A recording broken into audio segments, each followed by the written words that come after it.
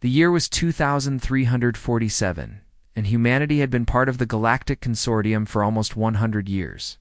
There were 17 different alien species in this great alliance, and among all of them, humans were considered strange. They were not the strongest creatures in the galaxy. They were not the smartest or the most advanced. And they were certainly not the most aggressive. In fact, humans had become famous for being almost annoyingly peaceful. Ambassador? Daniel Price stood in the Great Hall of the Consortium Council. The room was massive, with high ceilings that stretched up into darkness and walls made of some strange alien metal that seemed to glow with its own light. Delegates from every species sat in their assigned places. Watching the human with expressions that ranged from boredom to amusement, Daniel was a tall man with gray hair and tired eyes. He had been doing this job for 20 years, and every year it seemed to get harder. Not because the work was difficult, but because nobody ever listened. "We ask once again," he said, his voice calm and steady, "that the Velkari Empire stop their mining operations in the Tau Ceti system. There is a young species living on the 4th planet there. They have not yet discovered space travel. They deserve the chance to grow and develop on their own." The Velkari delegate rose from his seat. He was a terrifying creature, standing nearly 3 meters tall with 4 muscular arms and skin that looked like polished black stone. His eyes were red and glowing, and when he spoke, his voice sounded like rocks grinding together. "The humans and their soft hearts," he said, and the sound he made next was clearly laughter. "Always protecting the weak. Always asking so nicely. Tell me, Ambassador Price, what exactly will you do if we say no? Will you write us an angry letter? Will you ask us nicely again?" The chamber filled with alien laughter. Creatures of all shapes and sizes found this extremely funny. The humans and their empty threats. The humans and their endless patience. It was the oldest joke in the galaxy. Daniel just smiled. But something moved behind his eyes, something cold and dark that the Velkari delegate was too arrogant to notice. "We would prefer to solve this problem through talking," Daniel said. "Please do not make us angry." More laughter. It was a phrase the galaxy had heard 1,000 times from human diplomats. "Please do not make us angry." It had become a joke, something the other species said to each other when they wanted to mock the weakness of humanity. Far away, on planet Earth, Admiral Catherine Moore watched the broadcast in her office in Geneva. The room was simple and clean, with white walls and large windows that looked out over the city. Catherine was 63 years old. Her hair was silver, cut short in a military style. Her eyes were gray, the color of storm clouds before rain. She had been an admiral for 15 years. In all that time, she had never commanded a ship in actual combat. No human admiral had for over 200 years. There had been no need. Humanity had chosen peace. "They're laughing at us again," said Lieutenant Commander Samuel Grant. He was her assistant, a young man with brown skin and worried eyes. He stood beside her, watching the screen with his hands clenched into fists. "Let them laugh," Catherine replied. Her voice was quiet, almost gentle. "The day they stop laughing is the day everything changes. And that is a day I hope never comes." She turned to look at the wall behind her desk. There was a simple metal plaque hanging there, old and slightly worn. On it were written the names of every war humanity had ever fought against itself. The list was long and terrible. Wars from ancient times when humans fought with swords and spears. Wars from the industrial age when machines first learned to kill. Wars from the nuclear age when humanity almost destroyed itself completely. And at the bottom of the list, the final war of 2089. Below all the names was a single sentence. Written in simple letters, "Never again."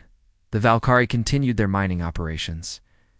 They stripped the resources from Tau Ceti 4, while the innocent species living there watched helplessly. The young aliens did not understand what was happening. They only knew that strange creatures had come from the sky and were destroying their world. Humanity continued to ask nicely. They sent more diplomats. They wrote more letters. They made more speeches in the Consortium Council. And the galaxy continued to laugh. On a small colony world called New Boston, a young teacher named Lucy Warren taught her students about human history. She was 28 years old, with dark hair and kind eyes. Her classroom was bright and cheerful, filled with drawings made by her students and plants, growing in colorful pots by the windows. Today she was teaching a difficult lesson. On the large screen at the front of the room, she showed images of the world wars. Soldiers in trenches, their faces covered in mud and fear. Cities burning. Bombs falling from the sky like rain. Then she showed them the final war. The great cities of Earth turned to glass and ash. Billions of people dead in just 3 weeks. The children watched in silence. Some of them looked scared. Others looked confused. They had grown up in a peaceful world. They could not understand how humans could ever do such terrible things to each other. Oh. This is why we are peaceful now, Lucy explained gently, because we know what we are capable of. We know the monster that lives inside us. 250 years ago, we almost destroyed ourselves completely. When the war ended, the survivors looked at what they had done, and they were horrified.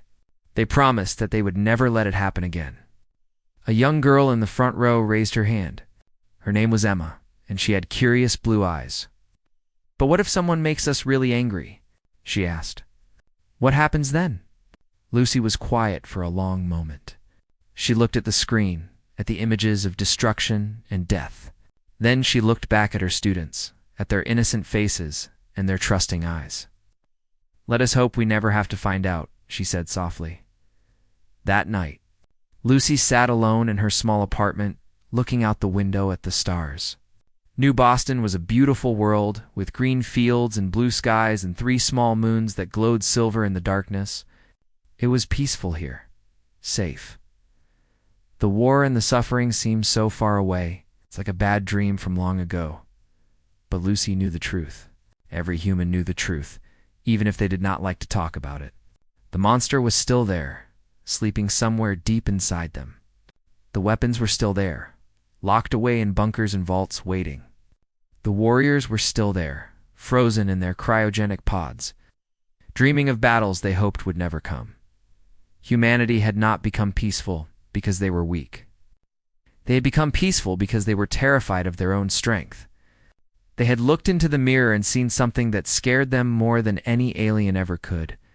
They had seen themselves, and somewhere in the darkness of space, the Valkyrie Empire made plans for expansion. They had found a small human colony on the edge of explored space. A farming world with green fields and simple people. An easy target? They did not know what they were about to awaken. They did not know that their laughter would soon turn to screams. They did not know that the gentle giants of the galaxy were about to show their true face. They would learn. The whole universe would learn. But by then, it would be far too late. 6 months passed after Ambassador Daniel Price stood before the Consortium Council and asked the Valkyrie to stop. 6 months of laughter. 6 months of mockery. 6 months of humanity asking nicely while the galaxy ignored them. Then the unthinkable happened. The Valkyrie Empire had grown bold. They had watched humanity do nothing for so long that they began to believe the humans truly were weak. They decided it was time to expand their operations. They chose a target that seemed perfect. A small human colony on the edge of explored space. A farming world called Haven. Haven was a beautiful place. Rolling green hills covered with wheat and corn. Small towns with friendly people who knew each other by name. Children who played in the fields and chased butterflies under a warm yellow sun. 40,000 people lived there. Simple folks who had left Earth to build a quiet life among the stars. The attack came without any warning, Valkyrie. Warships appeared in orbit around Haven on a quiet Tuesday morning.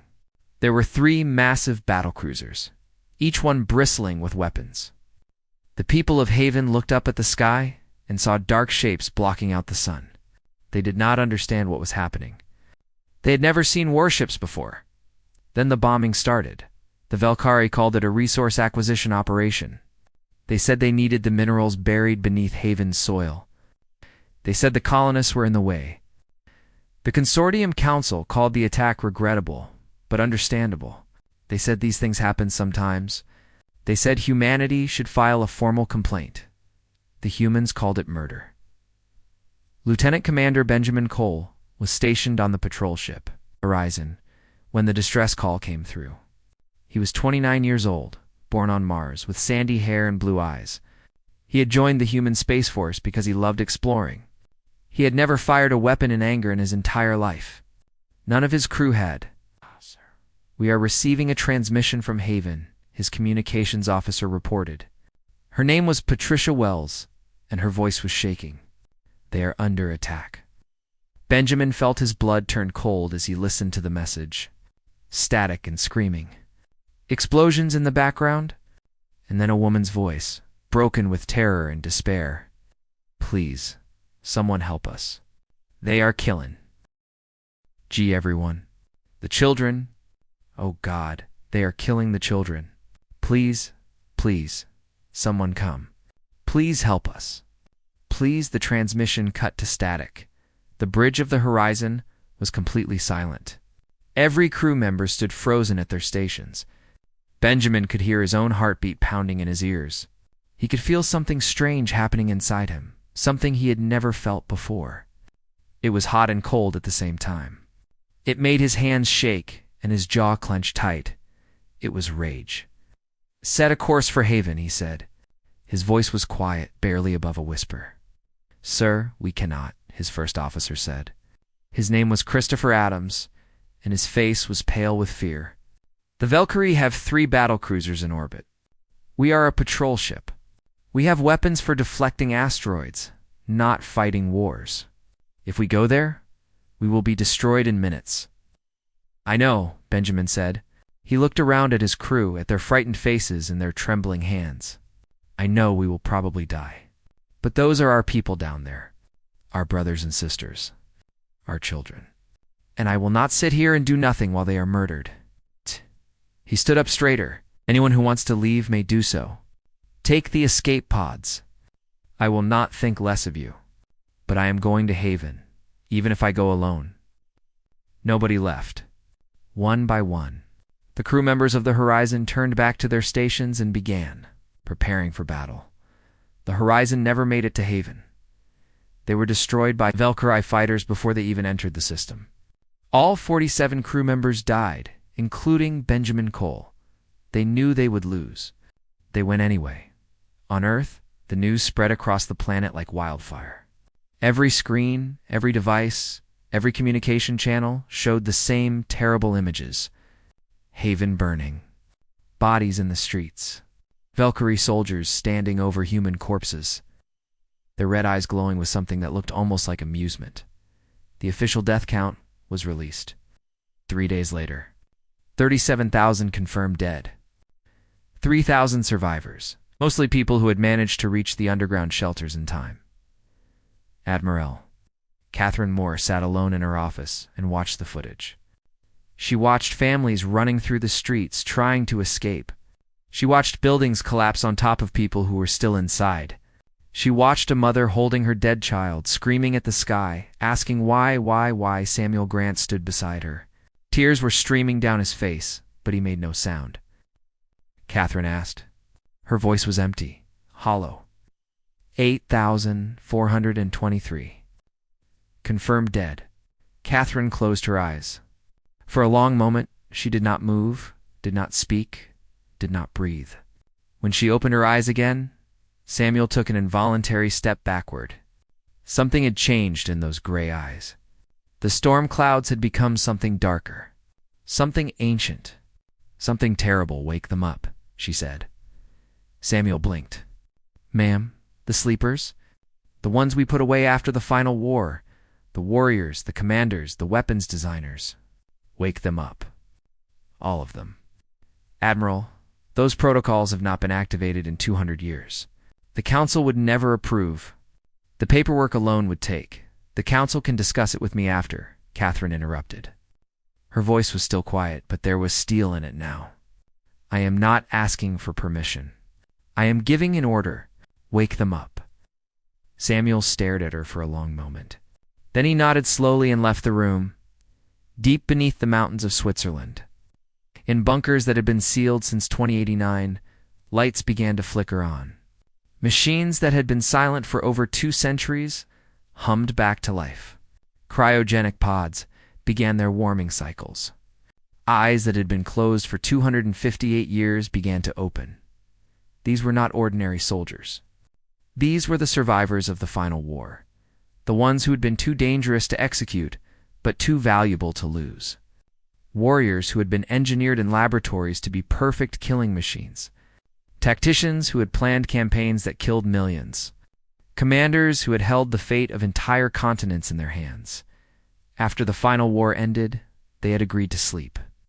They had looked at the devastation they had caused and felt something that might have been shame. They had agreed to be locked away, frozen in time, waiting for the day when humanity might need them again. They had hoped that day would never come. One by one, they emerged from their pods. One by one, they were told what had happened. One by one, they learned about Haven, about the 37,000 dead, about the 8,000 children. One by one, they smiled. Not smiles of joy or happiness. These were the smiles of wolves who had finally been let out of their cages. The smiles of monsters who had been given permission to be monsters. Again, Commander Victor Hayes was the first to fully recover. He was technically 273 years old, though his body had only aged 242. He had commanded the North American defense grid during the final war. He had personally authorized strikes that turned entire cities into glass. "Tell me everything," he said to the medical technician who was checking his vital signs. "Tell me about these Valkyrie. Tell me what they did. Tell me what they have." The technician handed him a data pad.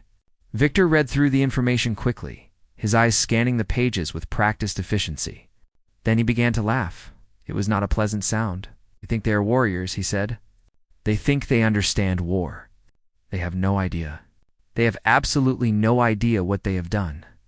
He stood up from the medical bed, ignoring the technician's protests about needing more rest.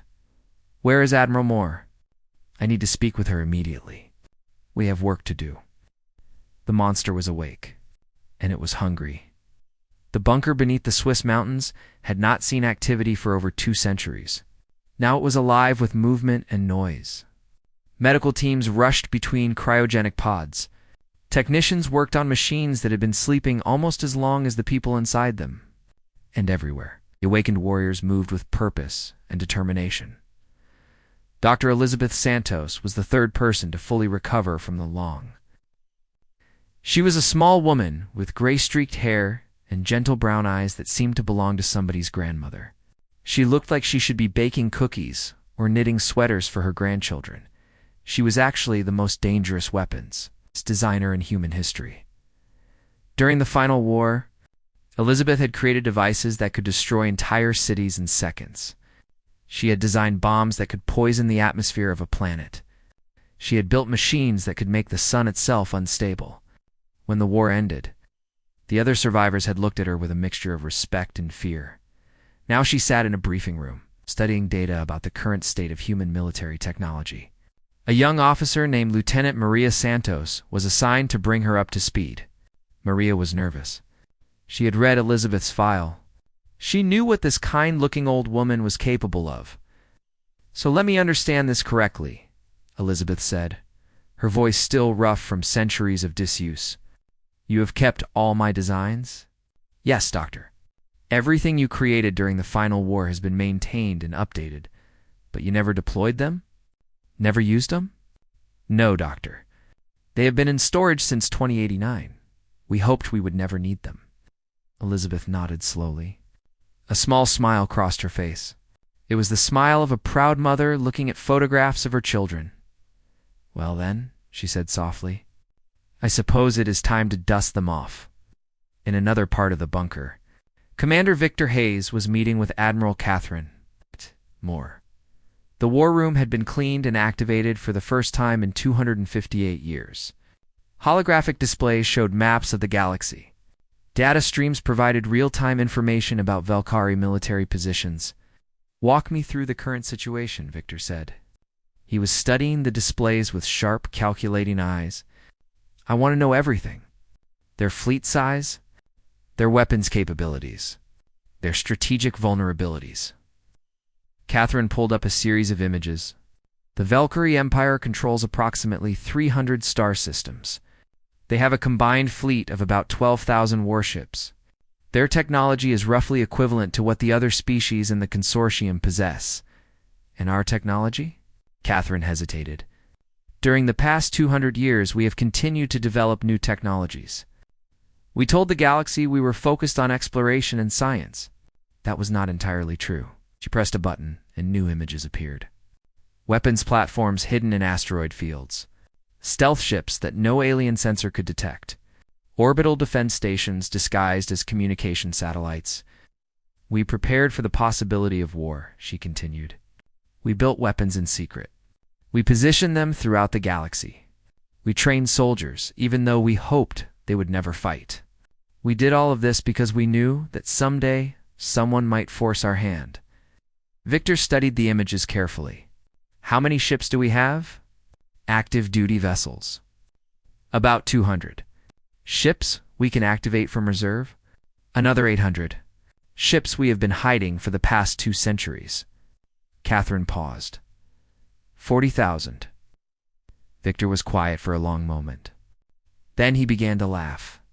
It was the same unsettling laugh he had made when he first woke up. They have no idea, he said. The Valkyrie, the consortium, the entire galaxy. They have been laughing at us for 100 years, and they have no idea what we are capable of. That was the point, Catherine said. We wanted them to underestimate us. We wanted them to think we were weak. Because as long as they thought we were harmless, they would leave us alone. But now they have forced your hand. Yes. Now they have. 3 days later, the awakened warriors gathered in the war room for the first official planning session. There were 47 of them in total. Admirals and generals who remembered what total war looked like. Scientists and engineers who had pushed the boundaries of destruction beyond anything the galaxy could imagine.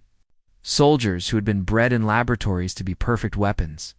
Admiral Moore stood at the head of the long table. The weight of what she had done pressed down on her shoulders like a physical force. She had released something that had been locked away for good reason. She had opened a door that should have stayed, closed forever, but she kept thinking about Haven, about the 37,000 dead, about the children. You all know why you are here, she said. The Valkyrie Empire believes we are weak. They believe our choice of peace means we cannot fight. They murdered our people because they thought there would be no consequences. She paused. They were wrong. Commander Victor Hayes leaned forward. What are our rules of engagement? This was the question Catherine had been dreading. She had thought about it constantly since the moment she gave the order to wake the sleepers. Minimal civilian casualties where possible, she said. We want to end this war quickly and decisively. We want to make the Valkyrie understand that attacking humanity was a terrible mistake. But we are not trying to commit genocide. We are not trying to become the monsters we used to be. And if minimal is not possible, the room fell silent. Every eye was on Catherine. Then we do what we must, she said quietly. But we remember who we are. We remember why we chose peace in the first place. We remember that we are fighting to protect our people, not to destroy theirs. Dr. Elizabeth Santos raised her hand. Her voice was casual, almost friendly. I have a question. These Valkyrie, their home world, does it have a star? Catherine frowned. Of course. Every inhabited planet has a star. Why do you ask? Elizabeth's smile widened slightly. Oh, no particular reason. Just curious. The first phase of Operation Reckoning began 12 hours later. For 200 years, humanity had been exploring the galaxy. They had mapped every system, studied every species, and cataloged every planet. They had done this because they were curious. They had done this because they loved to learn. But they had also done it for another reason. They had been creating a detailed map of every potential target in the galaxy. They knew the location of every Valkyrie military base. They knew the layout of every supply depot. They knew every shipping route, every communication hub, every strategic choke point. The Valkyrie had spent a century laughing at humanity. They had never once considered that the humans might be watching them, studying them, preparing for them. Now, it was time for humanity to move. Across the galaxy, hidden ships received activation codes. Weapons platforms that had been dormant for decades powered up, communication networks that existed only in human. Databases came online. The other species of the consortium watched in stunned silence as humanity revealed itself. Ship after ship emerged from hiding places no one had known existed. Fleet after fleet assembled in perfect formation. Within 1 week, humanity had mobilized a military force larger than the combined navies of every other species in the galaxy combined. Ambassador. Daniel Price stood before the Consortium Council one final time. The chamber that had once rung with laughter was now absolutely silent. The delegates stared at the human with expressions of shock and fear. The Valkyrie Empire has 48 hours to comply with the following demands, Daniel said. His voice was calm, but there was something different about him now. Something hard and cold. They will withdraw from all occupied territories. They will return all stolen resources. They will surrender all individuals responsible for the Haven massacre. This is not a negotiation. This is not a request. He paused. This is their only warning. The Valkyrie delegate rose from his seat. His voice was less certain now, but he still tried to sound confident. You humans and your empty threats. What will you do if we refuse? You have been peaceful for 200 years. You do not have the stomach for war. Daniel Price looked at the Valkyrie with something that might have been pity. We have been trying to tell you, he said. We have been saying the same thing for 100 years. Please do not make us angry. But you did not listen. None of you ever listened? He straightened his shoulders. Our patience has run out. The 48 hours passed. The Valkyrie did not withdraw. They did not return the stolen resources. They did not surrender anyone responsible for Haven. Instead, they laughed and said humanity was bluffing. They believed that a species which had been peaceful for 200 years could not simply become warriors again. They believed the humans were too soft, too gentle, too afraid of their own history to actually fight. They were terribly, terribly wrong. The first attack came at the Velkar forward base in the Sigma Draconis system. It was their largest military installation outside their home territory. 20,000 soldiers were stationed there. The base was protected by a defense grid that could withstand sustained fire from 100 enemy ships. Humanity sent 3. Commander Victor Hayes watched from the bridge of the carrier. Reckoning as the 3 small vessels approached the station, they looked like ordinary patrol ships. They looked harmless. Sir, the base is sending us a message, his communications officer reported. They are demanding we identify ourselves and state our purpose. Ignore them, Victor said calmly. Begin Phase 1. The 3 ships opened fire, but they did not fire ordinary weapons. They did not fire lasers or missiles or anything the Valkyrie had ever seen before. They fired something that had been locked away since the final war. Something that Dr. Elizabeth Santos had designed in a laboratory 260 years ago. The first shot hit the defense grid. The energy shield did not collapse or overload or shut down. It simply ceased to exist. The molecules that made up the shield generators were torn apart and scattered into space as loose atoms. One moment the shield was there. The next moment it was gone. The second shot hit the weapons platforms. Same result. The massive gun emplacements that could destroy entire fleets simply vanished, broken down into their component elements and dispersed into the void. The third shot hit the base. Itself. 14,000 Valkyrie soldiers died in the space of 3 seconds. They did not burn or explode or suffocate. They simply stopped existing. The weapon did not destroy matter. It unmade it. Sir, the base is gone. The tactical officer report. Her voice was shaking slightly. Completely gone. There was nothing left. Not even debris. Victor nodded calmly. Move to the next target. Across the galaxy, similar attacks were happening simultaneously. Human ships appeared out of nowhere, fired weapons that defied the laws of physics as the galaxy understood them, and vanished before anyone could respond. In the first 24 hours of the war, humanity destroyed 47 Valkyrie military installations. They did not lose a single ship. They did not suffer a single casualty. The consortium called an emergency session. Species that had spent a century laughing at humanity now watched in absolute horror as the gentle giants revealed their true nature. "This is genocide," the Valkyrie delegate screamed. His voice echoed through the chamber, high-pitched with fear and rage. "This is against every law of civilized warfare. You cannot simply erase our people from existence." Admiral Catherine Moore appeared on the main view screen. Her face was as cold as ice. "Civilized warfare," she repeated slowly. "You murdered 37,000 innocent people on Haven. You killed 8,000 children. And now you want to lecture me about civilized warfare?" "Those were military targets. The colonists were supporting, they were farmers," Catherine interrupted. Her voice was quiet, but sharp enough to cut through steel. "They were teachers. They were families. They were children playing in fields. And you killed them because you thought we were too weak to stop you. Because you thought we would do nothing." She leaned forward slightly. "Let me be very clear about something.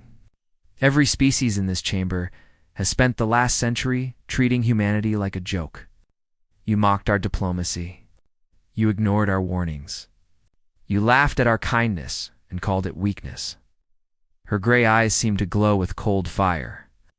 "We are not weak. We never were.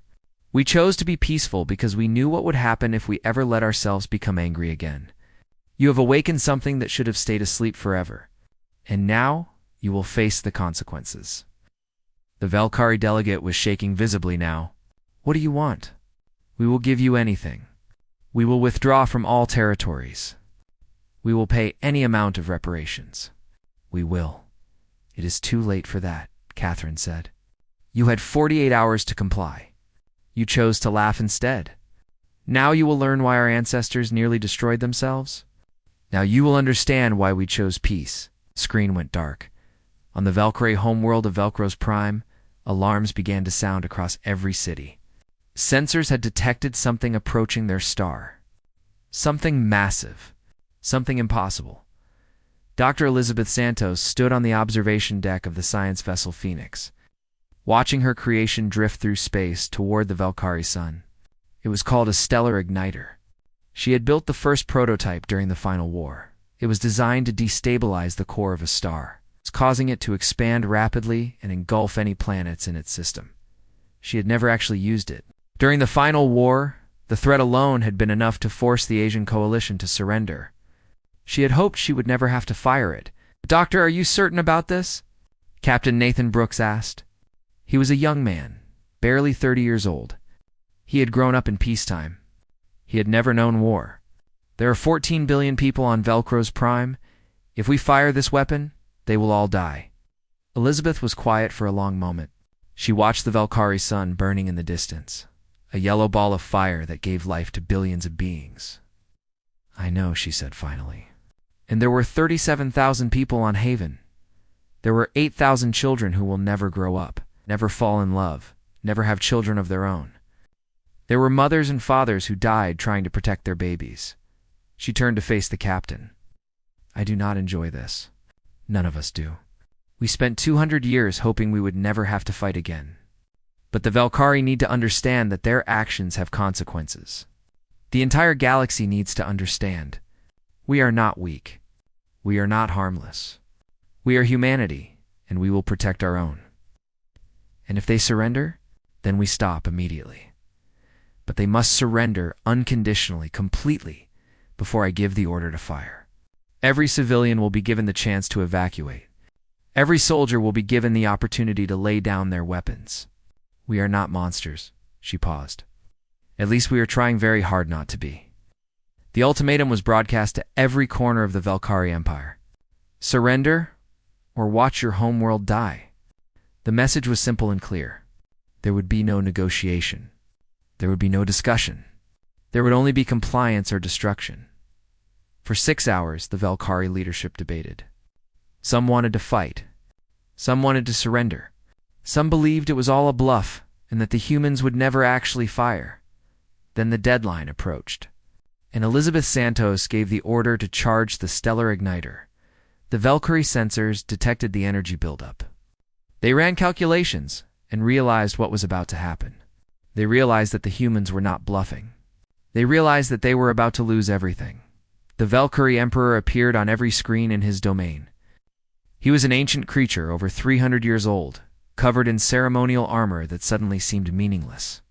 His red eyes were no longer proud and confident. They were filled with something that looked very much like despair. "We surrender," he said. His voice was broken, defeated. "Unconditionally, completely, we beg for mercy." Elizabeth Santos watched the broadcast on the observation deck of the Phoenix. Tears were streaming down her cheeks, but she did not wipe them away. She had built this weapon, hoping it would never be used. She had just threatened to kill 14 billion people to save her own species. She gave the order to stand down. "Power down the igniter," she said quietly. "Inform Admiral Moore that the Valkyrie have surrendered. The war is over." Captain Brooks stared at her. "That is it? It is over. Just like that?" Elizabeth nodded slowly. "Just like that. Less than a week. That is all it took." She turned back to look at the Valkyrie's sun, still burning peacefully in the distance. "This is what we were trying to avoid," she whispered. "This is why we chose peace. Because when we fight like this. Absolute. Overwhelming. Terrifying. We do not know how to do anything halfway." She closed her eyes. "We are humanity. And God help anyone who makes us angry." In the weeks following the Valkyrie surrender, the galaxy would never be quite the same again. The war had lasted less than 1 week. In that time, humanity had destroyed over 100 military installations.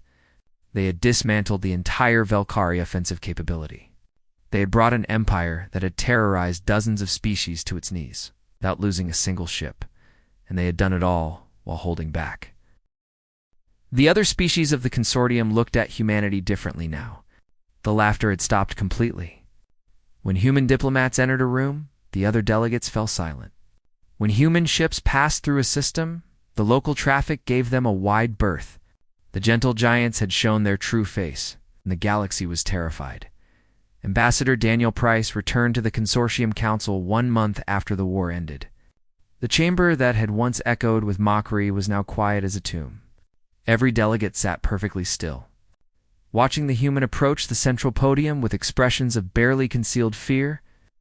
"I stand before you today to discuss the terms of the Valkyrie peace agreement," Daniel said. His voice was calm and professional, just as it had always been.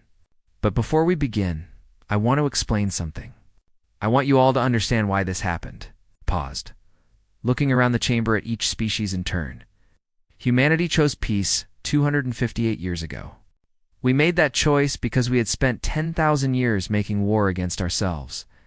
From the moment our ancestors first picked up rocks and sticks, we found ways to kill each other.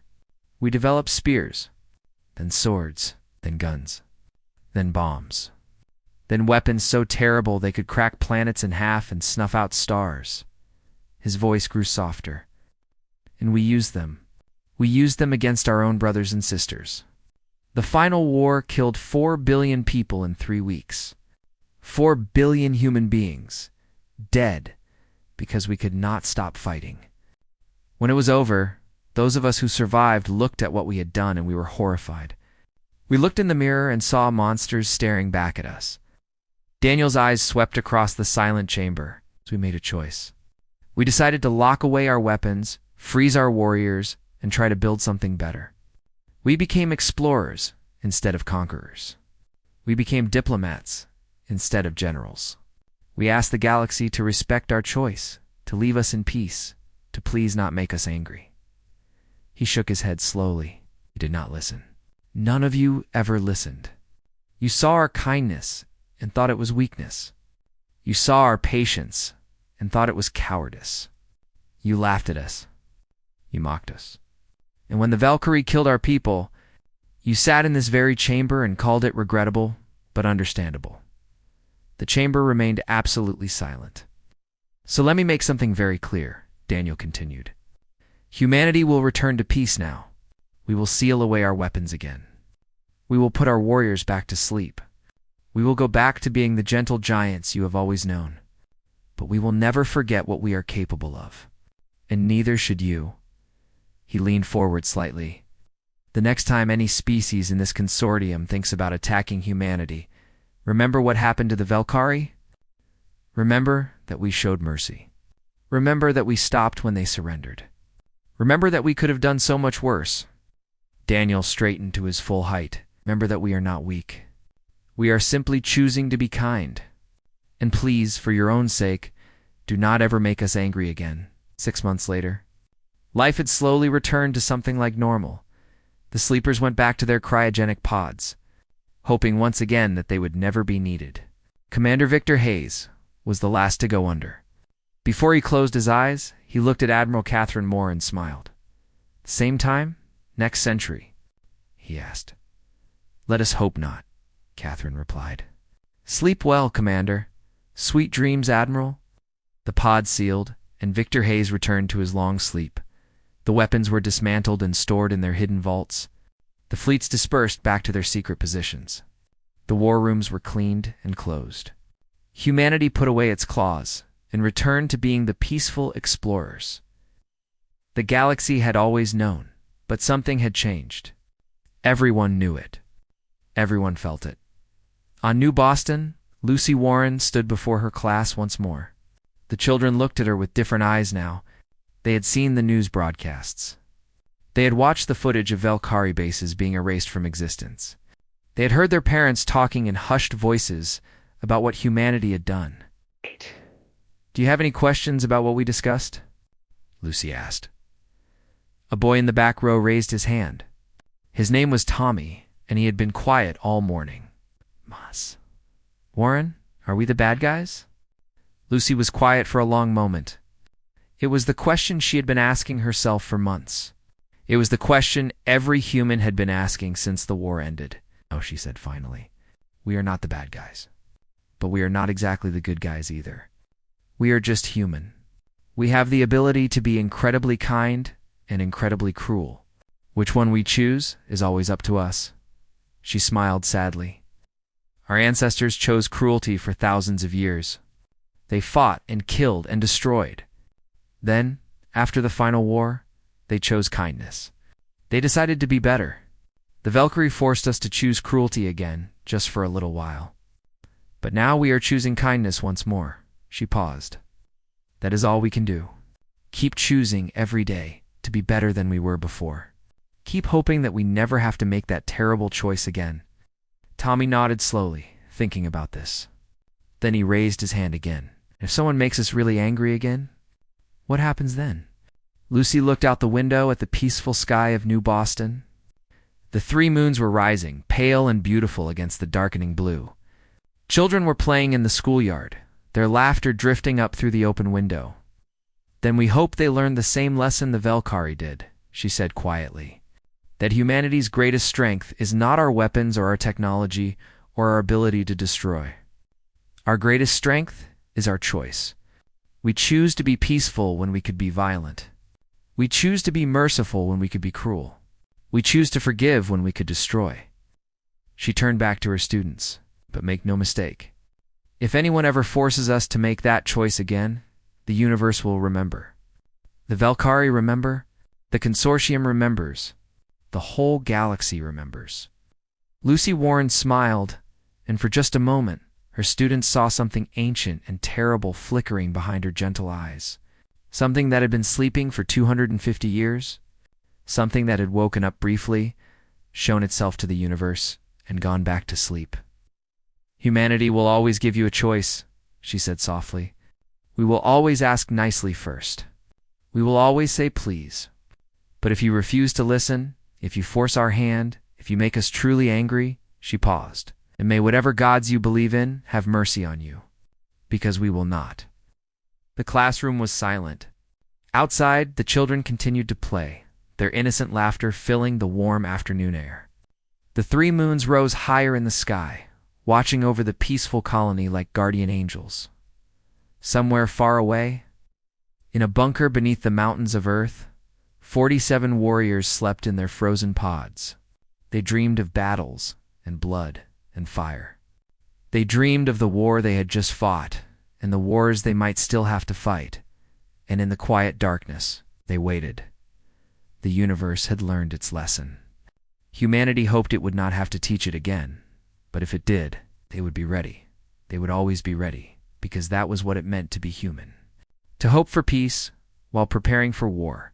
To choose kindness while remembering cruelty. To extend an open hand while keeping the other clenched into a fist. Please do not make us angry, they said to the stars. And for the first time in 100 years, the stars listened.